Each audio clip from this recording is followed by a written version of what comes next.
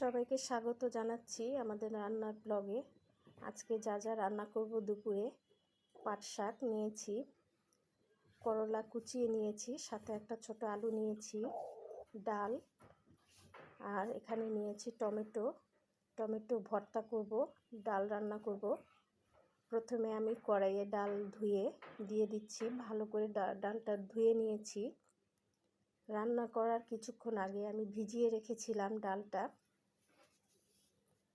এবার বসিয়ে দিচ্ছি, কড়াইয়ের মধ্যে দিয়ে দিলাম পেঁয়াজ রসুন কুচি, ঢেকে দিচ্ছি। ফুটে উঠলে পরে দিয়ে দেব হলুদের গুঁড়ো।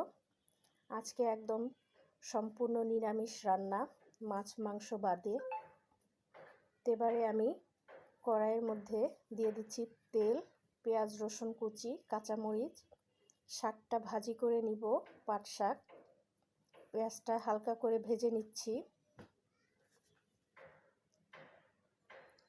পেঁয়াজটা ভাজা হয়ে গিয়েছে, এবারে পাট শাকের মধ্যে দিয়ে দিচ্ছি। পাট শাক খুবই সুস্বাদু একটি শাক, খেতে ভালো লাগে। শাকটা ভাজি করে নিচ্ছি, খুব একটা সময় লাগবে না ভাজি করতে। এবারে দিয়ে দিচ্ছি সামান্য একটু হলুদের গুঁড়ো, স্বাদ মতো লবণ। ভালো করে নেড়ে দিব। এবারে ঢেকে দিব, ঢেকে কিছুক্ষণ রান্না করব। কিছুক্ষণ পরে ঢাকনা খুলে নেড়ে দিব। পানিটা শুকিয়ে গেলে নামিয়ে নিব। তো আজকে দুপুরে প্রতিটা আইটেমই আমি দেখাবো আপনাদের রান্না করে কি কি করছি। যেহেতু আজকে আমাদের রোজা শুরু হয়ে গিয়েছে, সেজন্য আমরা একদম মাছ মাংস খাই না। মাছ মাংস খাওয়া নিষেধ থাকে রোজার দিনগুলোতে। এবারে করলা ভাজি করব। ফ্রাই প্যানের মধ্যে তেল দিয়ে পেঁয়াজ রসুন কুচি দিয়ে দিলাম, কাঁচামরিচও দিয়ে দিলাম। পেঁয়াজটা হালকা করে ভেজে নিচ্ছি। এবারে দিয়ে দিচ্ছি কুচানো করলা এবং আলু, দিয়ে ভালো করে নেড়ে দিব। দিয়ে দিচ্ছি স্বাদ মতো লবণ, হলুদের গুঁড়ো। করলাটা আমি পাতলা পাতলা করে কুচিয়ে নিয়েছি। আর করলা ভাজি বেশ ভালো লাগে গরমের সময়। ঢেকে দিলাম, কিছুক্ষণ পরে ঢাকনা খুলে আবারও নেড়ে দিচ্ছি। পাশের চুলোতে ডাল বসিয়ে দিয়েছিলাম, ডালটা সিদ্ধ হয়ে গিয়েছে, পানিটা শুকিয়ে গিয়েছে।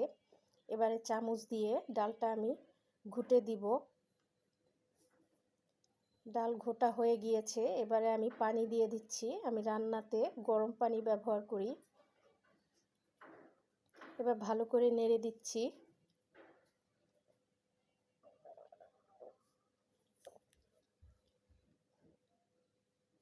ডালটা ফুটে উঠেছে, এবারে ফেনাগুলো তুলে ফেলবো।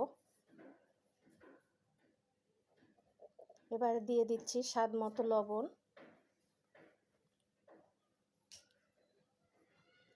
লবণ দিয়ে দিলাম। এবার টমেটো কেটে রেখেছিলাম, টমেটো দিয়ে দিচ্ছি। ডালের মধ্যে টমেটো দিলে বেশ ভালোই লাগে খেতে। এবার ডালটা পানিটা কমা পর্যন্ত অপেক্ষা করব। পানিটা কমে আসলে এবারে ডালের মধ্যে ফোড়ন দিয়ে দিব আমি। একটা তেজপাতা, একটা শুকনো মরিচ, 5 ফোড়ন, আর দিয়ে দিচ্ছি রসুন কুচি। ডালের মধ্যে 5 ফোড়ন দিলে বেশ ভালো লাগে, ফোড়নটা সুন্দর একটা স্মেল আসে। তো 5 ফোড়ন আর রসুন ভাজা হয়ে গিয়েছে, এবার আমি ডালের মধ্যে দিয়ে দিচ্ছি। তো ডালে ফোড়ন দিয়ে বেশিক্ষণ রান্না করতে হয় না, নামিয়ে ফেলবো।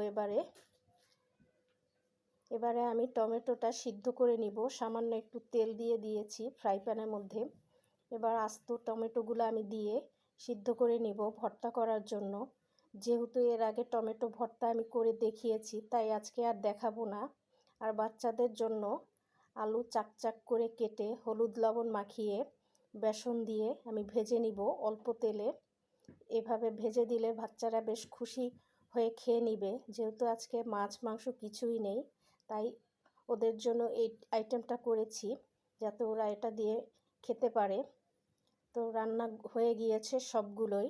টমেটো ভর্তা, করলা ভাজি, মুসুরের ডাল পাতলা করে রান্না করেছি, আলু ভাজি, পাট শাক ভাজি, করলা ভাজি। কেমন লাগলো অবশ্যই জানাবেন। ধন্যবাদ সবাইকে।